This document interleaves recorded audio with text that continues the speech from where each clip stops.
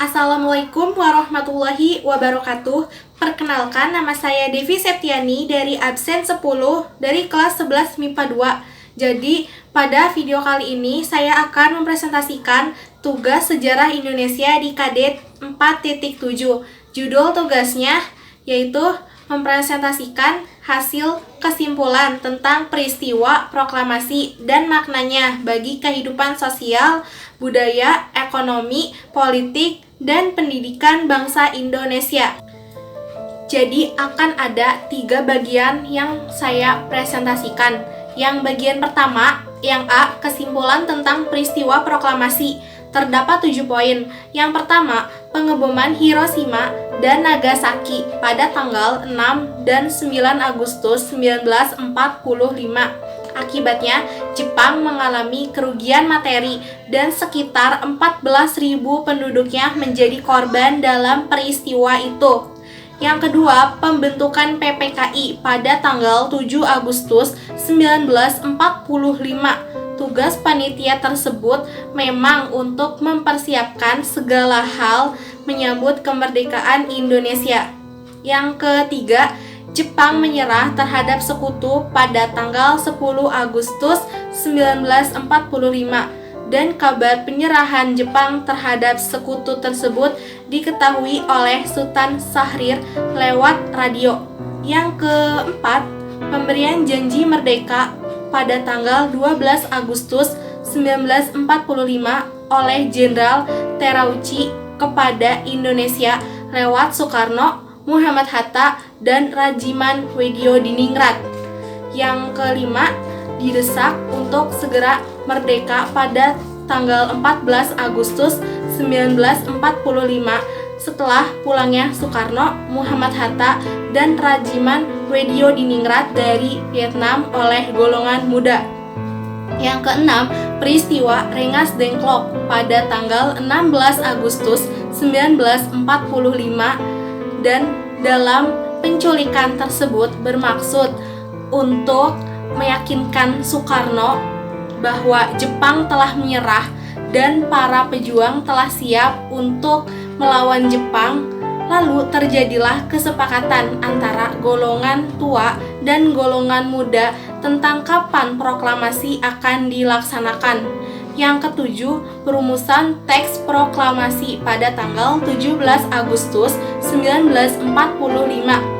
Saat sudah menemukan titik terang antara golongan muda dan tua, akhirnya dibentuklah perumusan teks proklamasi.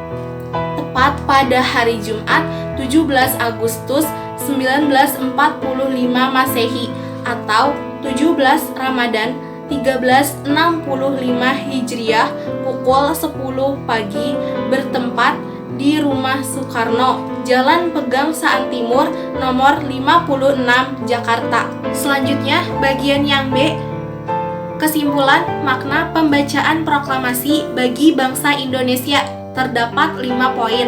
Jadi, yang pertama, puncak perjuangan bangsa dan kemenangan ini dimiliki oleh seluruh rakyat Indonesia.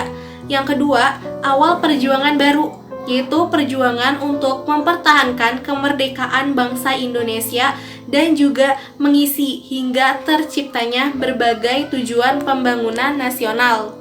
Yang ketiga, menandai lahirnya bangsa Indonesia sebagai bangsa yang merdeka sebagai pernyataan atas kemerdekaannya sebagai bangsa Indonesia. Yang keempat, pengakuan kepada dunia luar bahwa Indonesia adalah negara yang merdeka, berdaulat, dan sejajar dengan negara lain. Yang kelima, bukti bahwa Indonesia merupakan bangsa yang mandiri. Selanjutnya, bagian yang ketiga, yang C, kesimpulan makna proklamasi dari berbagai bidang. Ada 5 bidang. Yang pertama, bidang sosial. Proklamasi memberikan kesempatan kepada seluruh rakyat Indonesia untuk menjadi mandiri dan berjiwa sosial yang tinggi. Yang kedua, bidang budaya, yaitu negara Indonesia memiliki kebudayaan yang berasal dari bangsa Indonesia sendiri. Yang ketiga, bidang ekonomi. Misalnya, negara Indonesia dapat mengatur perekonomian sendiri yang disesuaikan dengan Undang-Undang Dasar 1945. Yang keempat, bidang politik.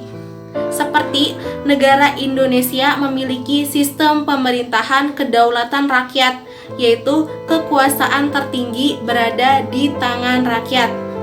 Dan yang kelima, bidang pendidikan. Contohnya, rakyat Indonesia dapat belajar dengan baik tanpa mementingkan status sosial, meningkatkan kualitas masyarakat, terbebas dari penjajah, dan menikmati hidup yang nyaman. Dan hanya itu yang bisa saya sampaikan. Kurang lebihnya mohon maaf apabila terdapat kesalahan di dalam ucapan saya maupun videonya. Akhir kata dari saya, wassalamualaikum warahmatullahi wabarakatuh.